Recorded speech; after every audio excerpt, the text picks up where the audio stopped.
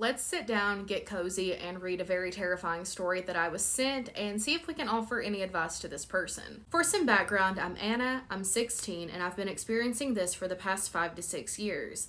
I live in Louisiana. I moved from South Louisiana to a more central part in the middle of a forest. It's a huge national forest, and there aren't many people in the town that I've moved into. My mom was always a whatever kind of person. She didn't outright say she was a skeptic, but she always found a way to debunk things. I learned that from her. That being said, I was a weird kid at school and I never had many friends. Well, when it was dry outside, we were allowed to play in the field behind the school. At this time, I was in 5th grade and my best friend wasn't there, so I had nobody to play with. I sat on the bench and watched other kids play. After a while, I started watching the birds fly around by the tall grass. That was our bear, basically. I watched until I saw something moving and scanned for where it came from. I guess I locked eyes with this tall white thing. I say I guess because I didn't really see a face or any facial features. I stared at it like it was some sort of fear response. When the bell rang, I ran inside. I've regretted that ever since because I started seeing it in every tree line. It never really got past the tree line, and I was thankful for that. Soon I moved to a new house. I was in 6th grade and freshly 11. We lived there for 3 years. I didn't have any problems seeing this thing because we had a fence. Sadly, that only lasted so long because shortly after moving in, a hurricane hit and knocked the fence over. I didn't have any curtains yet, and I was babysitting my sister and brother for the night. I was in my room doing homework and I suddenly became absolutely terrified. I looked out of my window crying and saw the figure in the tree line behind my house. I ran to my neighbor's house crying as some of the books had somehow fallen from my dresser when I saw it.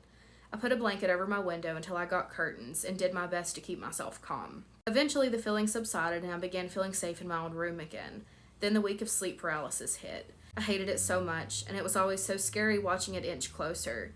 I started drawing protective runes on my walls and doors and mirrors and windows and basically all over my room, and it stopped shortly after. I still saw it all the time after we cut down the oak tree, but it stopped coming that close to me. I moved to a small town about 3 hours away from where I used to live, and this is my current situation.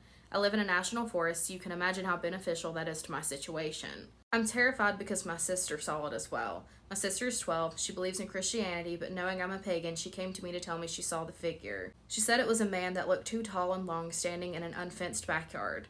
We're surrounded by trees and our neighbors are far off and older couples.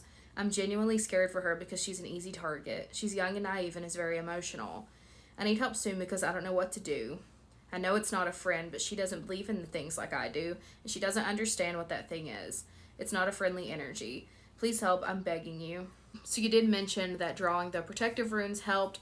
I would definitely keep that up along with cleansing your space, maybe cleansing the entirety of the inside of the house, and maybe making little barriers on your windows especially. You can use black salt, you can make it yourself or buy it some places. If you don't want to do that, just use regular salt. You can also use selenite sticks.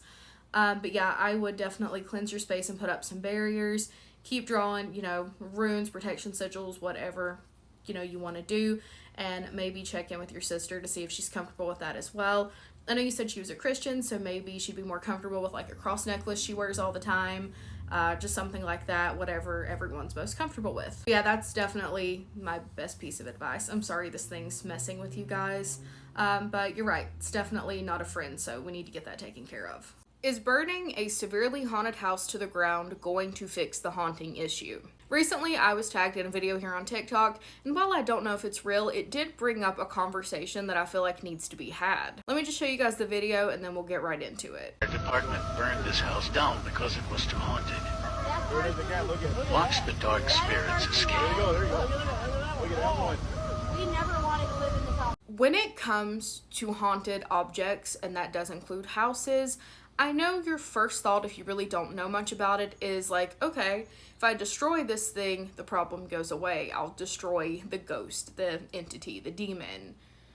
That is not what happens. You are simply destroying its house, its vessel. You are destroying the thing that it's attached to, so now you no longer know where it's at. But I can tell you one thing, you destroyed the thing it's attached to, it's mad at you. It is never a good idea to burn anything that you think is haunted. It's never a good idea to destroy it, especially when it comes to like Ouija boards and things like that. That is so incredibly dangerous. It's not really talked about enough that destroying haunted objects is so incredibly dangerous. So, friendly reminder, don't do that. I think my university residence is haunted. What a way to catch my attention when you sent in that story. I immediately had to read it. So, let's read it. Some background. I live in a residence building that was built sometime in the mid-50s. How residences work at my university is the university is split into colleges, and each college has multiple residents and usually some buildings with classrooms and libraries. In my college, we have the oldest building on campus, built in 1853. Although there doesn't seem to be any rumors about our residence being haunted, it is. It's well known as the oldest building on campus. There's a whole story around an unaliving that happened in that building, and almost everyone I know has experienced something strange in there. The custodians of that building change every so often because they have quit after seeing too many scary things. One being that a custodian always heard dancing on the floor above him in the middle of the night. No one was even there.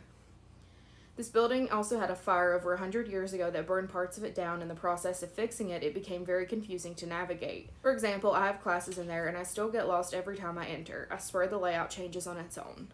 My residence building is across the quad, about a minute walk from this building. Over the 2 years that my friends and I have lived here, we've had strange things happen to us. One of my best friends often heard a child laughing in the middle of the night when clearly there were no children in a university residence. My girlfriend lives with me part-time, and whenever she would leave early in the morning after, she would hear footsteps. Not footsteps from the hallway, not outside. They always sounded like they were right in the room with me. Oftentimes I hear things coming from inside the walls, which granted could be mice, but it's unsettling all the same. More recently, I started to hear someone call my name, but when I turned around, no one is there. I know it must be something in the residence because when I went home for a few weeks at Christmas, it stopped. The most unsettling thing happened about a month ago. My friends and I had a falling out. This one girl and I were not speaking. I left my room to go use the bathroom, and just as I was opening the bathroom door, someone called my name from inside the bathroom. It was so loud and clear, but I was certain that when the door was fully opened, I would see someone standing there. No one was there. The most unsettling part was that this voice sounded like the girl we had a falling out with in our friend group, but without her accent. It was like something was trying to sound like her, but failing.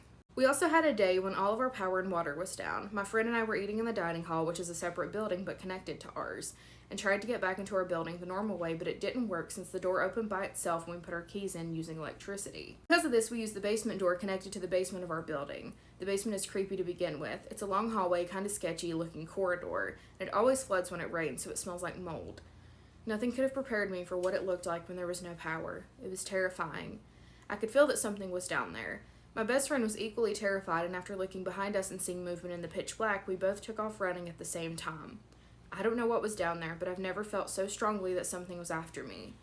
For reference, I've included a photo of what the basement looked like. I have no idea what the shadowy figure at the bottom left corner is. So I have looked at the picture. I also have no explanation for what the shadowy thing is in the corner, but here it is.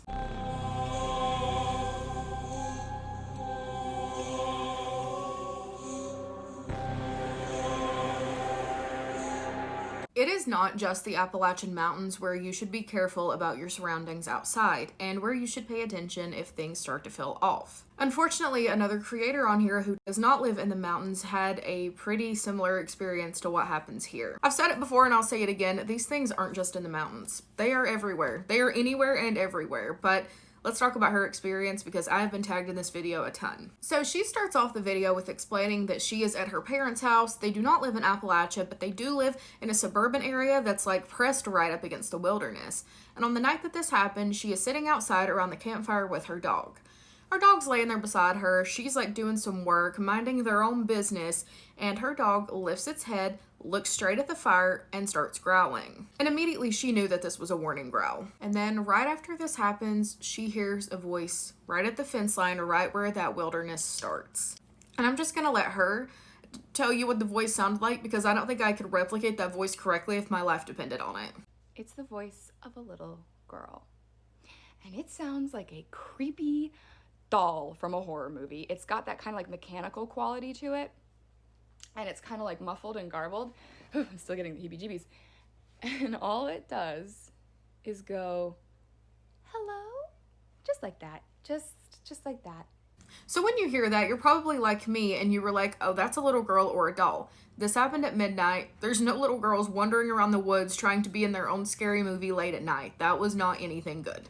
She doesn't just hear it once, she hears it again, and this time it sounds closer. Much closer. This thing has came much closer. She did exactly what you were supposed to do in this situation, which is ignore it, but her dog is growling the whole time. So while she is trying to ignore this and her dog's growling, this voice, doing that exact thing, is circling the fence. Suddenly, her dog stops growling, which he had been doing the entire time, and puts his head down and goes back to sleep right as the voice stops. So she starts to finally relax again and get back to her work when her dog's head shoots back up again. And as soon as her dog's head pops back up, she starts to hear the sound of a ticking clock coming from a nearby bush.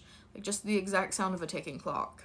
So folks, if you hear something strange, even if that strange noise is the sound of a ticking clock in the middle of the woods at night and you're not even in the mountains, ignore it.